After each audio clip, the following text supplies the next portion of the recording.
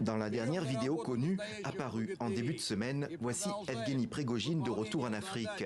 Depuis un pays indéterminé, il se pose en défenseur du continent et de sa sécurité. Justice et bonheur pour les peuples africains. Nous intimidons l'État islamique, Al-Qaïda et d'autres bandits.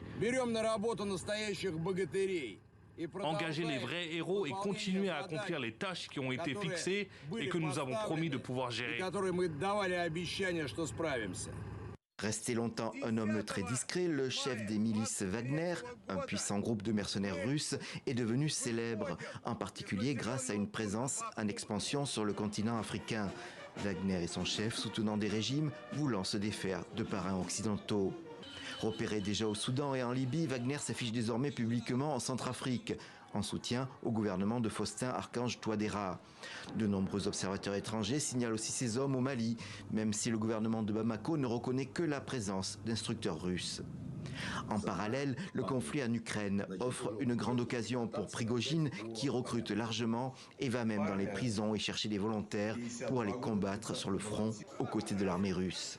Vous arrivez juste à temps pour prendre le contrôle de Bakhmout. Les gars, rejoignez Wagner.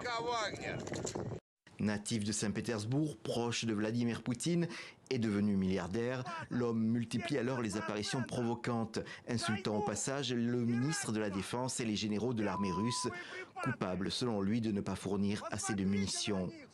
Mais en juin dernier, Evgeny Prigojine semble aller trop loin, remontant avec ses troupes en direction de Moscou, jusqu'au quartier général de l'armée russe à Rostov-sur-le-Don. Le président russe parle de trahison.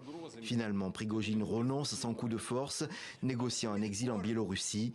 Depuis, aperçu à Saint-Pétersbourg ou en Afrique, la présence et le statut du chef des milices Wagner sont devenus incertains.